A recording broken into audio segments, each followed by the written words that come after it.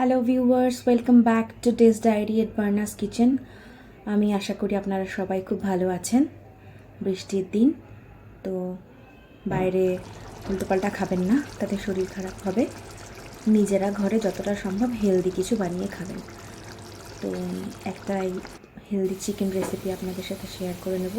আলুগুলো না ভীষণ ছোটো ছোটো ছিল, তো আমি আর কাটিনি মাঝখান থেকে, গোল গোল রেখেই সেটা একটু লবণ আর হলুদ দিয়ে আমি ভালো মতন করে ভেজে নিয়েছি। একবারই তেল দিয়েছি কড়াইতে, আর দিইনি।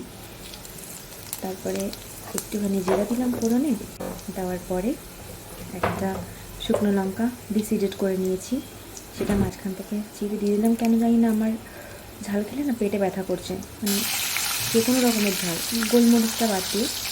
তো দুটো বড় বড় মিডিয়াম সাইজের পেঁয়াজ কেটে নিয়েছি, কেটেই তেলের মধ্যেই দিয়ে দিয়েছি। ওই যে লঙ্কা দিলাম, আমি কিন্তু আর লঙ্কা ইউজ করবো না। আমি ঝাল খেতে, যদি ঝাল খেলে অসুবিধা হয় তাহলে আমি খাবো না আর কি। তো এবার একটা টমেটো কেটে দিয়ে দিলাম। এবার এই তেলটার মধ্যে আলুটাকে আর তুলে নিয়ে একটা সাইড করে নিয়েছি, ওর মধ্যেই রান্না হবে। আর এরপরে আমি এর মধ্যে শুধু আদা রসুন বাটা আছে, আর কিছু নেই। লঙ্কা দিইনি, লঙ্কা আর দেবো না।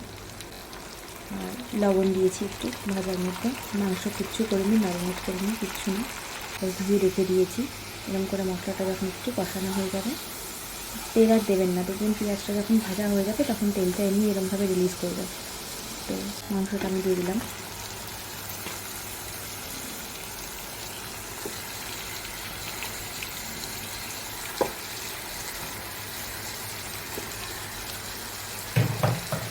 মাংসটা দিয়ে আমি ভালো করে একটু কষিয়ে নাড়িয়ে চাড়িয়ে নেবো। এরপরে একটুখানি আমি মশলাটা যেটা ছিল, মশলা বাটার মধ্যে একটু জল দিয়ে তার মধ্যে এক চামচ হলুদ আর হাফ টিস্পুন গরম মশলার গুঁড়ো আর এক টেবিল চামচ জিরে পাউডার আর হাফ টেবিল চামচ ধনে পাউডার দিয়ে একটা জলের মধ্যে গুঁড়ো নিয়েছি।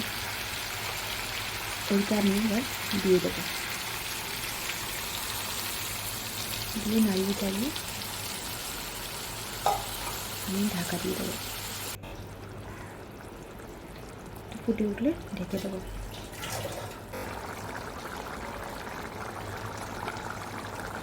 এক বেবি পেঁয়াজ ছিল ছোটো ছোটো, তো ওটাকে আমি মাঝখান থেকে কেটে টুকরো করে দুটো দিয়েছিলাম।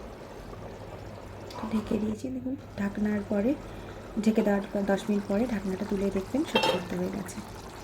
তো দেখুন একদম পাতলা, খেতে কিন্তু খুব ভালো হয়েছিল। অবশ্যই ট্রাই করবেন, বাইরে যতটা সম্ভব কম খাবেন। আর অবশ্যই এই রেসিপি ভালো লাগলে আমার চ্যানেলটা সাবস্ক্রাইব করতে ভুলবেন না। সবাই খুব ভালো থাকবেন, ভালো রাখবেন। দেখা হবে নতুন একটা রেসিপি নিয়ে।